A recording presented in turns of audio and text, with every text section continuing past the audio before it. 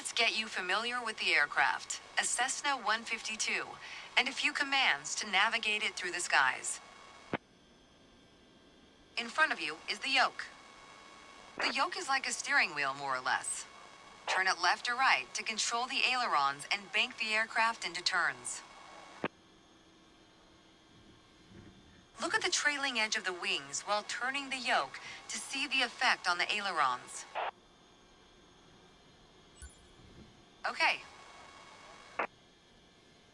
Now, the difference between the yoke and a steering wheel is you can pull or push on the yoke.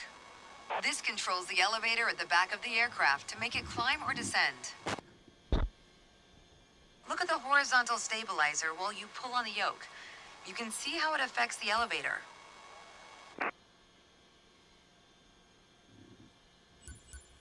Nice.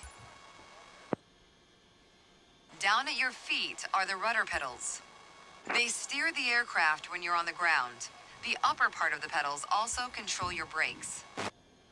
In the air, they control the rudder at the end of the vertical stabilizer to yaw the aircraft. This is mostly for small corrections, for coordinating turns or compensating for a plane's tendency to pull left during takeoffs and climbs.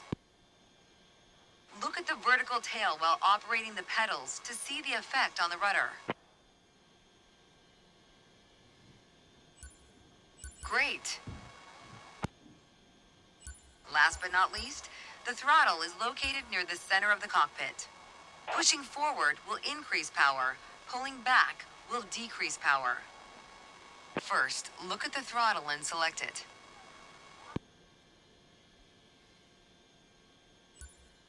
Keep it selected and push it forward to increase power.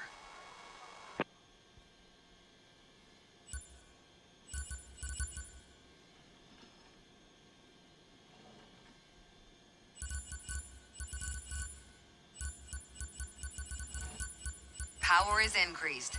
Now, pull it back to decrease power.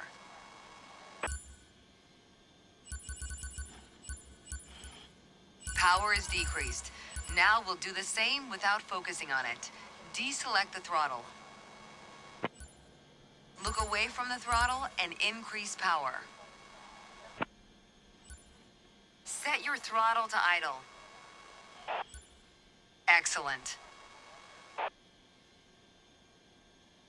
When the engine is on, you'll be able to see the power change on your RPM indicator. You'll find it on the right side of the dashboard.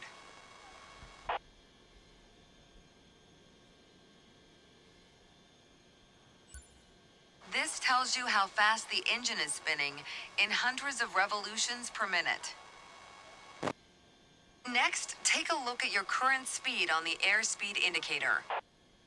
It's on the left in the main instrument panel. It measures the speed in knots. To check your altitude, look to the altimeter. It's on the right side of the main instrument panel. The altimeter has 3 hands, similar to a clock. The long, thick pointer indicates 100-foot intervals.